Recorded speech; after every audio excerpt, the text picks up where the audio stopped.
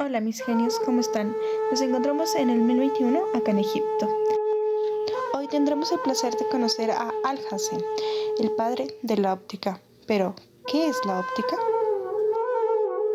En pocas palabras, la óptica es el estudio de la luz, su comportamiento, cómo se refleja, los colores, su origen, cómo viaja, la forma que interactúa con nuestro ojo para llegar a nuestro cerebro. Siguiendo con Alhazen, antes de conocerlo necesitamos saber un poco más de él. Él nace en Basora, una ciudad en Irak. Ahí es donde se cría y estudia hasta cumplir la mayoría de edad.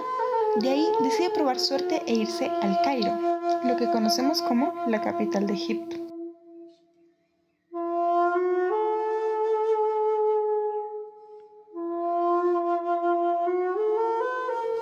Al llegar decide hablar con el califa, el líder de la comunidad musulmana, con la idea de proponerle un proyecto, el cual consistía en hacer una especie de represa para el río Nilo.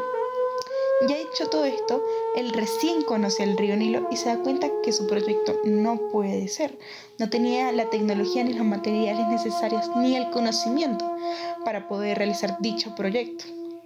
Entonces, con el miedo de que el califa le haga daño, dice la leyenda que Al-Hassan decide hacerse loco, pero el califa le dice no, y lo manda a un arresto domiciliario, o bueno, a lo que conoceríamos como un arresto domiciliario. Él duró encerrado en su casa desde el año 1011 hasta cuando murió, que es más o menos en el 1040. Imagínense, y nosotros nos quejamos de una pandemia de un añito. Y eso que él no tenía TikTok, él solo miraba el techo como nosotros. Pasados 10 años, él le pican las manos, por así decirlo, y empieza a llevar más allá su investigación dentro de su casa. Supongo yo que debido a lo sucedido con el califa, él decide hacer lo que hoy conocemos como el método científico. ¿Qué es el método científico?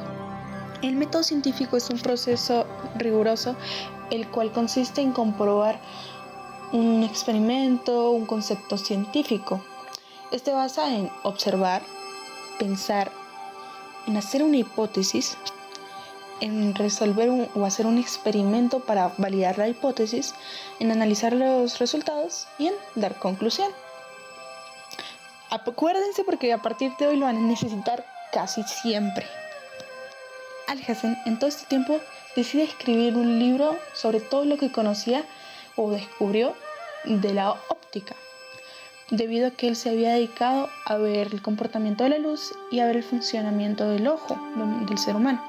En su época había una teoría llamada la teoría de la emisión, que decía que el ojo de los animales, inclusive el del ser humano, mandaban unas pequeñas cantidades de luz, lo que reflejaba en el objeto para que uno los pudiera ver. Pero Alhazen pensó, entonces ¿por qué no puedo ver nada cuando estoy de noche y no hay luz?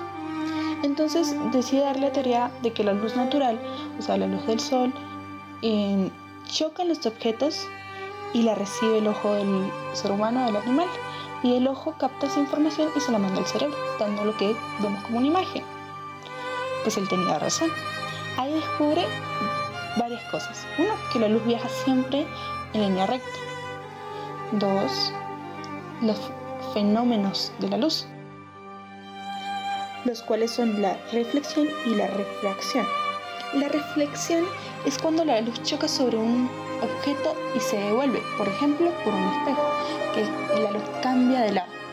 La refracción es cuando la luz atraviesa por un diferente medio. Por ejemplo, cuando pongo una cuchara en un vaso de agua, uno ve como que la cuchara está un poquito disociada, por decirlo así, un poquito corrida. Lo que pasa es que la luz reflejó, pasó por el agua, que es un diferente medio, y por eso se checa, por decirlo así, porque la luz cambió de dirección. Antes de irnos, pequeños genios, quiero que escuchen unas palabras de Alhazen. Así que vamos a hablar con él. Quien busca la verdad no estudia los escritos de los antiguos y confía en ellos, sino que sospecha de su fe en ellos y cuestiona lo que en ellos se encuentra y somete a discusión y demostración.